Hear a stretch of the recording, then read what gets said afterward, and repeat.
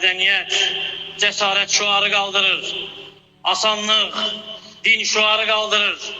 İnsanlara bazen nasihat din libasında gelir. Sonra onlar için şehvet, şüphe kapları açır. Nihayet Allah'ın gazabına getirir. Sonra cehennemin kaplarına sürükleyir. Ve Peygamber sallallahu aleyhi ve sellem haber verip o davetçileri. Sahih hadiste açık aydın sözlerle Hüzeyfe soruşanda ki ya Resulallah bu hayırdan sonra bir şer var. Dedi ki bəli, cehennemin kapısında o dayanan davetçiler kim onlara cevap verecekse onları oraya atacaklar. Dedim ki onları vesfet bize ey Allah'ın elçisi. Dedi ki onlar bizim derleri bizim derimizden, dilleri bizim dilimizden, bizim kimi danışırlar. Yani Müslüman ümmetinden. Ona göre mümin için en azametli korkulardan biri de odur ki zelalet davetçiler hiç de daima yaddar değil, garipler değil. Aksine olabilir evinde olsun, olabilir kavminde, halkından, milletinden olsun. Senin dilinle danışsın, başa düştüğün terzde sana yakın bir hitap etsin. Sonra seni sürükleyip cehennemin kaplarına getirsin. Bak Peygamber sallallahu aleyhi ve sellemin vesfine cehennemin kapısında dayananlar. Sanki dayanıblar o kaplarda.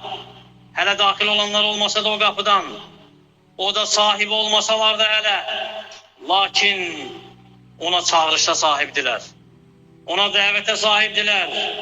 Ona aparan sebepleri bezemeyle, bid'ati, hurafatı yüngülleştirmeyle, asiliği, asan bir işimi göstermeyle, haramın heybetini sındırmaqla, kırmaqla, böyük günahları kişiyi saymaqla, doğru yolda olanlara tən etmeyle, insanları vehiden uzak salmaqla, insanların kalbine fasikliğin, asiliğin sevgisini salmaqla, şekki, şüpheni getirmeyle, Allah'ın emirlerine üsyana çağırmaqla, kim onlara cevap verse, arkalarından geçse, onların yoluyla razı olsa, öz fikirleriyle onları orada salarlar.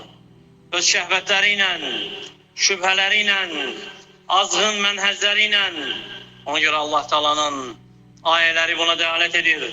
وَجَعَلْنَاهُمْ اَئِمَّةً يَدْعُونَ اِلَى النَّارِ.